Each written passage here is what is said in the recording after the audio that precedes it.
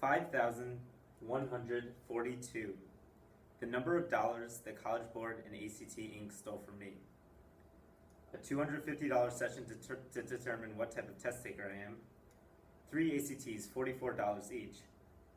5 AP exams, $92 each. $3,900 of ACT tutoring. An average application fee of $50 to the 5 schools I applied to before getting an early decision. $120 of fees to send ACT scores to colleges. Another $30 of fees to send AP exam reports to colleges.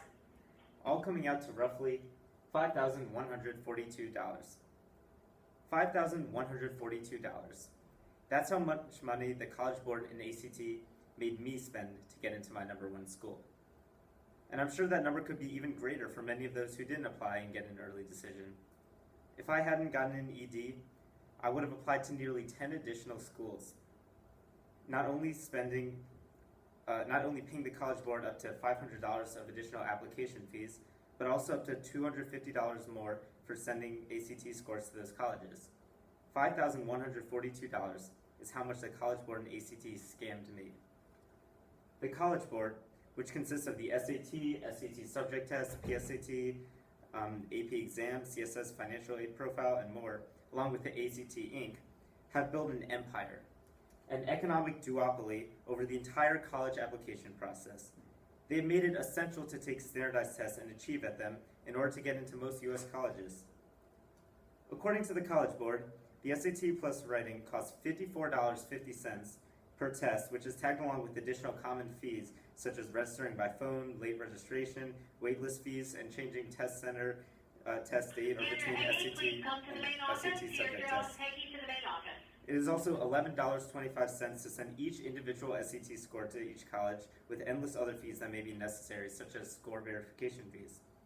All of these costs and added fees are consistent with the ACT, which makes the total cost far greater for the thousands of kids who take both the SAT and ACT, potentially doubling the tremendous expense.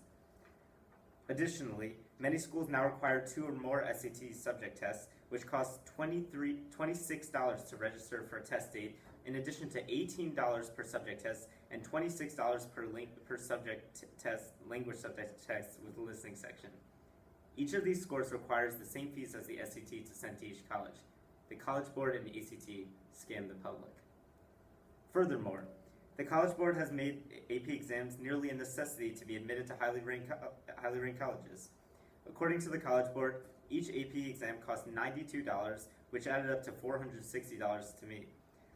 And each score report costs $15. The catch is that you can send these score reports for free before finding out what your score is, but it costs a $10 fee to take the scores back from being sent if you do poorly on one of them. So far, we've talked about an endless amount of fees that accompany every single part of the college process, but the next fee is shockingly immoral. The College Board also has complete ownership of the CSS financial aid profile, in which low-income students can apply for need-based scholarships. As you'd expect, the College Board charges a $25 fee to fill out this profile for the first time, and an additional $16 fee for each college you apply to. There's something seriously wrong about charging low-income students these sums of money in order to allow them to apply for need-based scholarship. The College Board and ACT scam the public. The College Board and ACT Inc. have essentially created their own standardized tests purely for the basis of bringing in loads of revenue for their respective companies. However, they seem to be less concerned with the quality and accuracy of these tests as they are with making money. For example, an MIT study was conducted in 2005 that found an unbelievably strong correlation between SAT essay length and score. Because obviously, writing more reflects your quality and abilities as a writer. Additionally, according to studies cited by the Harvard Crimson, the SAT severely discriminates by race and by socioeconomic status, including wording and details much less common to those with less privileged backgrounds.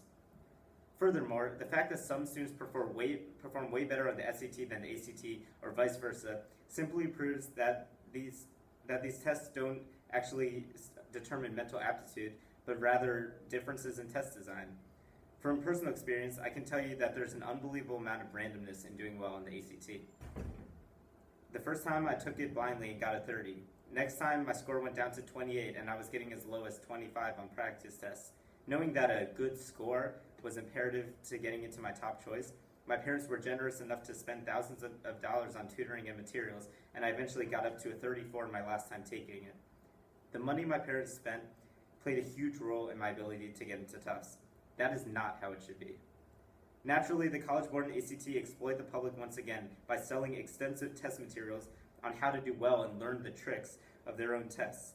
They also rake in more money by creating the super scoring system, in which you can boost your overall score by combining subscores from different test dates and thus paying these companies hundreds of dollars of extra fees, while also motivating students to take these expensive tests over and over again. The College Board and ACT scam the public. The big joke of everything we've talked about, the big joke of everything the College Board and ACT Inc. stand for, is that both companies claim to be nonprofit, thus exempting themselves from corporate taxes and often property taxes.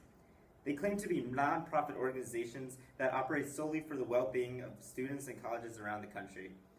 So how could these companies be nonprofit while their true motive clearly seems to be a money-guzzling business?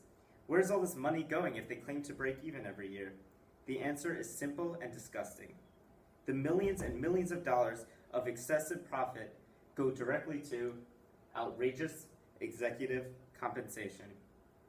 According to CNN, in 2006, the College Board brought in $582.9 million of revenue, yet they spent only $527.8 million, which left a $55.1 million surplus.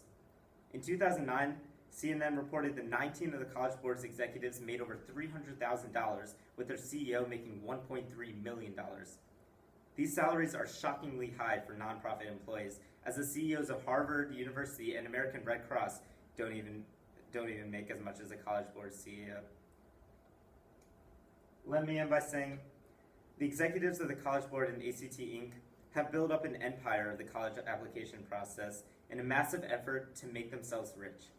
To make themselves rich at the expense of every student at Barlow, every student in Connecticut, every student in this country. Thank you.